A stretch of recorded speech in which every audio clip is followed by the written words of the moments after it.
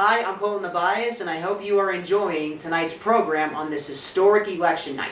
The 18th Congressional District in the state of Pennsylvania has been held by Democratic Congressman Mike Doyle since 1995. However, Congressman Doyle has a Republican opponent running against him for the first time since 2016. And that challenger is joining me right now in the Center for Media Innovation, Mr. Luke Negron. Luke, thank you so much for spending some time out of your day to be with us. Thanks, Colton. It's great to be here. Right. All right, Luke. So, what did you do before you decided to get into politics? Yeah, so I'm 27 years old. I have my background. I started working in the private sector when I was 15 or 16. Started doing lawn care, landscaping, construction, lifeguarding. Worked in restaurants, worked in technology, actually doing a lot of studio work and things like this.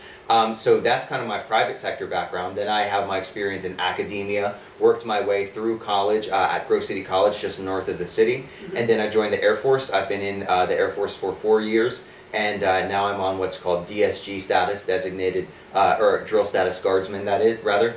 And I'm able to put my time towards pursuing my passion of political and social leadership. Yeah, well, that is awesome, Luke, and we also thank you for your service as well. So, You're very welcome.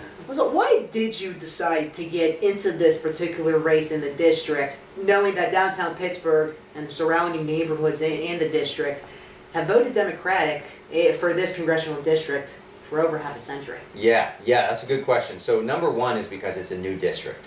You and I were talking about this a while ago. It was just redrawn. So actually a lot of people, what we see in PA 18, the new PA 18, people inherited a congressman in Mike Doyle who they've never voted for, most of them have never heard of, they've never donated to, and I see that as an opening. I see that as a weakness. I also see the fact that what we saw when this district was redrawn and kind of gerrymandered, a lot more red areas, Republican areas, were added into the district, which makes it more winnable than ever. So we see the South Hills, the Monval, Plum, Elizabeth, Forward. These are all regions that historically have not been a problem for Mike Doyle to handle, and now they are. These are people who largely don't approve of him, and if we look at voting patterns, who have largely voted red, you're exactly right. The city does have definitely a Democratic advantage, but the South Hills and the suburban areas, the working class regions, have more of a Republican advantage. So I see that as an instability.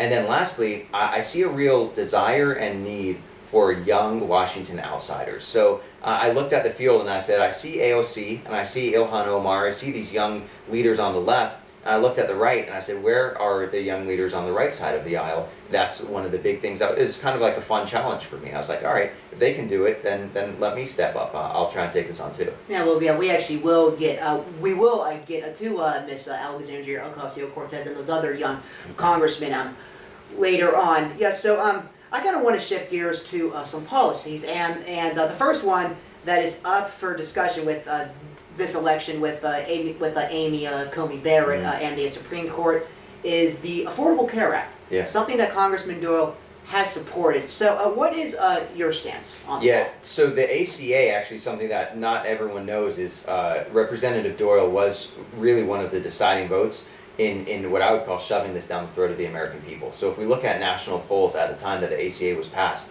the ACA was not wanted by the majority of Americans, and yet Congress forced it to happen. They kind of forced the hand of the American people. So here's what I tell people. I believe that the right gets some talking points wrong when they talk about centralized healthcare or Obamacare, and I believe that the left gets a lot wrong. So on the right, what we see is people saying, look, our healthcare is fine, just leave it alone, it's good. I don't think it's fine. I think American healthcare is broken. But then on the left, they say, so we've got this problem that the government created, which is high prices and inaccessible healthcare. And they say, so if the government created this problem, now let's give all the power to the government and they'll fix it all. And I say, wait, the government created this problem through what we have now. This is why I say healthcare is broken.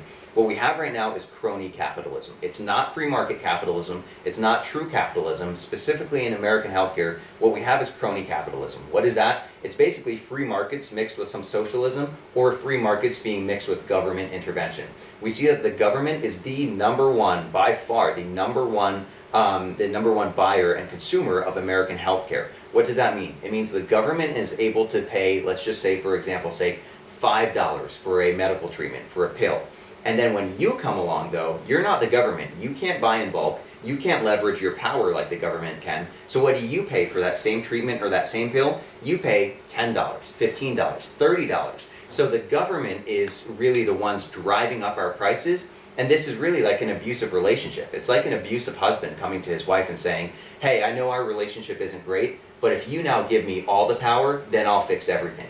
The American people are the person being abused, and the government is the abusive husband saying, I know I screwed this up, but just give me all the power through Obamacare, through the ACA, and then I'll fix everything. And it's like, no, you don't. That's not how this works. We need more free markets, not less. Okay, well, it is interesting that you do bring that up, Luke, because actually, according to the American Journal of Medicine, in 2009, the medical costs were the reason for 62% of bankruptcies in the United States, and also people who have pre-existing conditions, like need to rely now on the Affordable Care Act because they were never able to get insurance before. So what would you say to people who rely on the Affordable Care Act for their health care, who maybe cannot afford it, and especially the people who have pre-existing conditions? Yeah, so right now there's actually only about between 8 and 12 million people, Americans, who rely on the ACA. The rest are on, they like to group in several, tens of millions above that. Those are people on Medicare and Medicaid, not the ACA. So that's a number that you didn't cite, but that I've heard cited a lot. It's often misunderstood. There's actually very, very few who are specifically on the ACA. And then when we get to pre-existing conditions, the ACA does not cover all pre-existing conditions. I actually just talked to a mother who has a daughter with a pre-existing condition, and she pulled me aside specifically because she knows about my viewpoints and how I talk about the ACA, and she said, I want to make it clear to you, the ACA says that they care about pre-existing conditions. We have it, they don't cover my daughter. And here's how it works. If you don't identify a pre-existing condition in the first 6 weeks, you're not covered under the ACA. So she said, this is the pot that we fell into, and now we're screwed. We have nothing. So they love to tout this as a talking point on the left, and it's not entirely honest. It's not entirely true. And then on top of that, I'd say, yeah, I mean, it's not surprising to me that a lot of people struggle paying these medical bills, because really what happens is you're taxed twice. You're taxed once for a system like the ACA, and then the second tax is a hidden tax, what we were talking about, where the government gets that discounted rate. They get to pay $5 for a treatment, but you, the private consumer, your medical bills are much higher than that because you're making up for the difference for that government discounted price. Does that make sense? Mm-hmm. So it doesn't surprise me that a lot of people are having trouble paying bills. I just think we need to be specific with who's to blame here, and it's the government primarily. Okay, yeah, so so something you did mention was maybe having private insurance on the free market. Would that be something that you would support? Yeah, I would. And more than that, I'm a big fan of price transparency when it comes to private insurance and medical treatment. So seeing, let's say, for you, an x-ray costs $1, and for me, I come in and I say, okay, this hospital is offering a $1 x-ray, and then this hospital, for the same exact x-ray, wants to charge me $100. This is actually essentially happening behind the scenes right now. We see this happening with health insurers because your average American doesn't have the time or knowledge to go around comparing prices for x-rays and for treatments. So we need price transparency. That's another thing that I think could be brought into the free market, but it's not the government being the primary driver of the free market. And the free market, I believe, drives excellence, it drives accessibility, and it's going to drive better treatment. Okay, yeah, so, and also something else that I wanted to get into was something that you were very adamant about in your campaign, which is term limits, and knowing that politicians like Mr. Dole, who have been in Congress for over 25 years. Yeah. So if elected, so how many terms would you propose, and would it just be for the Congress, the Senate, or maybe even the Supreme Court as well? So no, it would be for Congress, for both houses there, right? So for the House and for the Senate. Okay. And I'm negotiable on this, and I understand why I have to be negotiable, because I've talked to people on both opinions of term limits. One side says, well, we have to value experience, and not only that, but a freshman term, which is 2 years. A freshman term is really not very effective, even if you're a great rep, and here's why. The first year as a freshman, you're learning the ropes, you're making connections, you're trying to make things happen. Second year, you're back in an election year, so you're back trying to get elected again. So I understand that argument. However, I don't think, look, nearly 3 decades in the same office, far too long. Far too long. That's an elitist ruling class. So what I would say is 3 to 5 2-year terms. What that comes out to is 2-year terms, 6 to 10 years. I'd say 6 is about the lower end of what I'd allow, and then 10 is the absolute max. I'd say I don't think there's any argument for someone to be in the same office for more than 10 years. Nice. So, but what about the Supreme Court? Why don't you support on a term limit? Term limit, yeah. So the Supreme Court, the stability that we see in courts is there because they're not politicians. So they're supposed to be apolitical, right? So we know that, of course, they have their personal beliefs, but ACB has actually talked about this a lot, how when she's interpreting the Constitution, if she's doing her job right, and if her fellow justices are doing their job right, they're interpreting the Constitution. They're not acting as an elected official. They're not acting as a partisan force. And for that reason, I think the stability and the wisdom that we're going to be able to be given by justices who are appointed there and who are not acting on a partisan purpose, it brings a nice aspect to government that is typically changing, because we see the president changing, the House changing, the Senate changing, and the Supreme Court's kind of that rock that holds it all together. I think that's a valuable thing. That's why our founders made it that way. Yeah, and for the record, like you're referring to Amy Coney. ACB, right? yeah, Okay. Amy Coney Barrett, Okay. yeah. Her name's kind of a mouthful, so Yeah. ACB, and then we got AOC, and yeah, everyone's got an acronym these days. Yeah. Like I'm in the military again, you know. Yeah. Two militaries. Yeah, that's now. right, Luke. All right, Luke.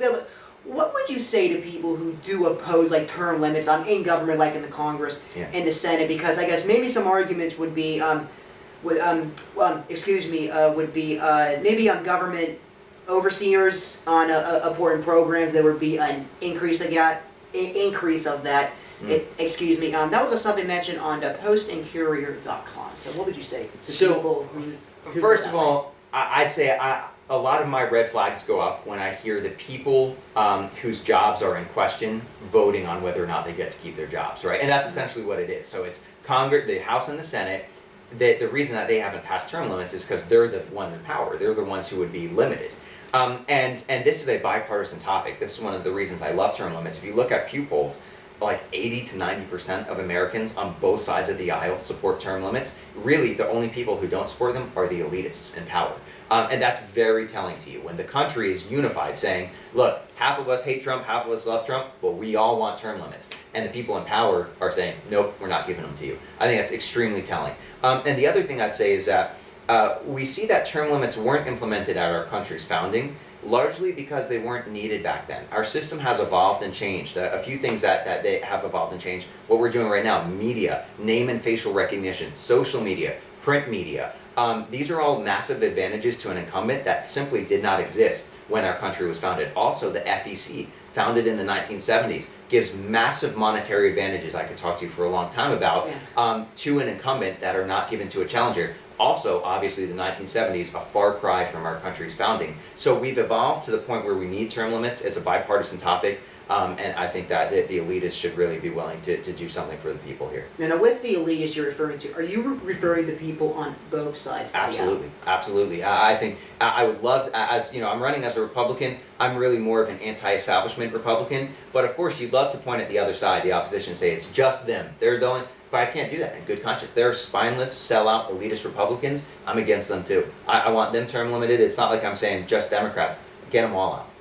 Okay, so and kind of switching gears to maybe some of those people who you do feel that way. So you have been very critical on Mike Dole's professional relationship with House Speaker Nancy Pelosi, saying in one of your campaign videos, a vote for Mike Dale is a vote for the Pelosi agenda. And like we mentioned, you are also critical of a Democratic congressman such as Alexandria Ocasio-Cortez. So if elected, and also if a Pelosi is elected, because she is running for re-election as well, would you be willing to work with her and maybe House Democrats like Alexandria Ocasio-Cortez to find solutions on issues that will arise in Congress in the upcoming years? Of course, 100%. So just because you disagree with someone or agree with someone largely, right? There are some people who I like, and yet I disagree with some things. And similarly, there are some people who I don't like, and yet I agree with them on something. We need to be willing to do that. So something I would foresee as being a short list of bipartisan topics, term limits. I think they have to be number one. According to American people, they're an easy slam dunk.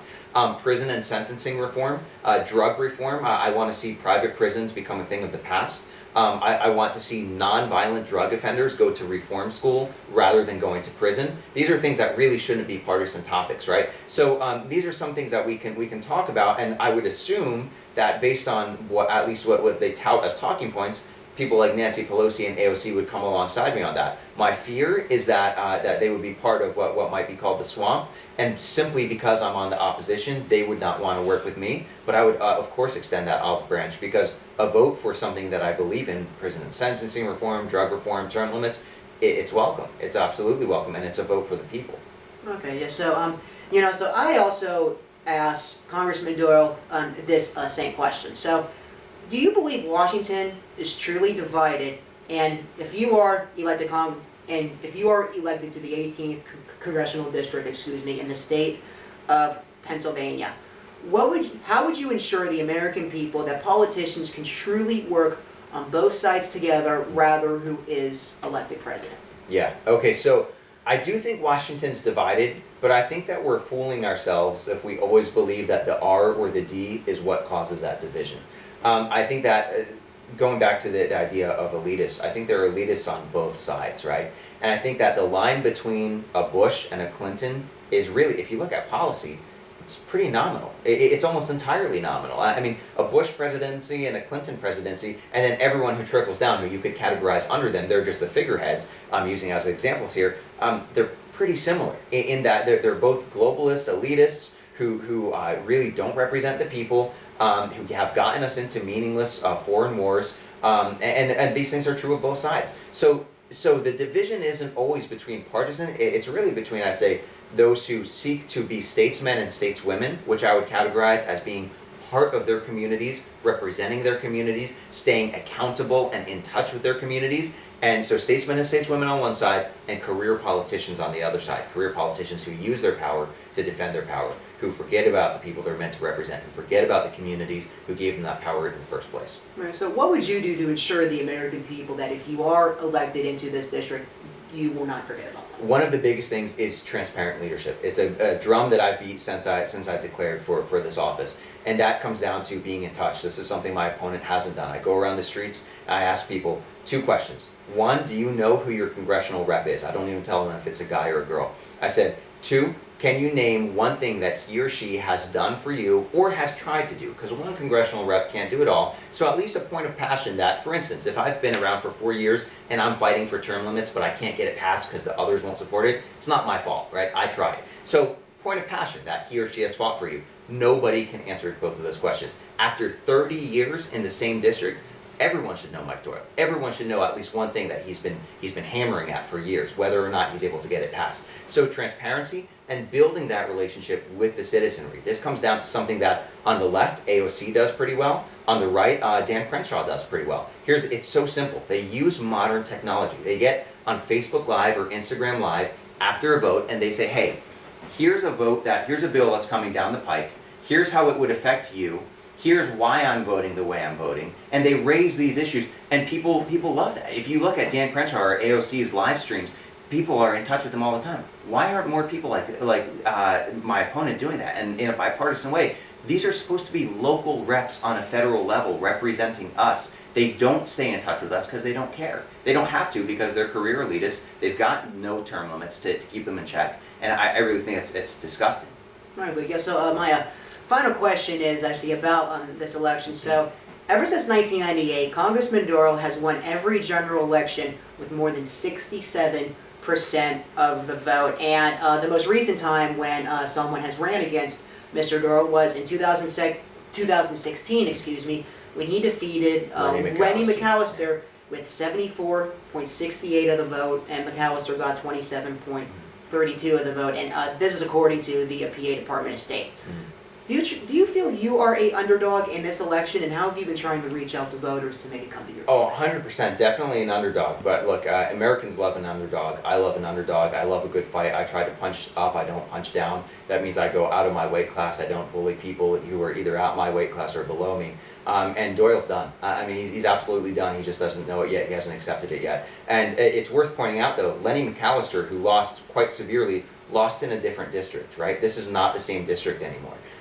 Much of the geography has changed. much of the numbers have changed. Actually, Congressman Doyle has never defeated an opponent in this district as it is now, PA 18, which is a brand new district. So those are all good things to think about. And the last thing I'd say is we see a lot of what I'd call light blue, or some people would say blue dog Democrats in a working class region like Pittsburgh. These are people who are JFK Democrats, and they're not so much radical leftists. They're not so far on the left. They're really center left. And these are people I talk to every day. I mean, and we see the evidence of this where many of these unions, cop unions, Boilermakers, right? These people who have traditionally been straight party Democrat, they're endorsing Trump now. Why is that? It's because they see their own party betraying them and going too far left. So they're old school JFK guys, but they don't identify with the Democrat Party anymore. So yeah, I think we're going to get this. Okay, Luke. Yeah. So that concludes our discussion here, Luke. Luke, I want to thank you so much for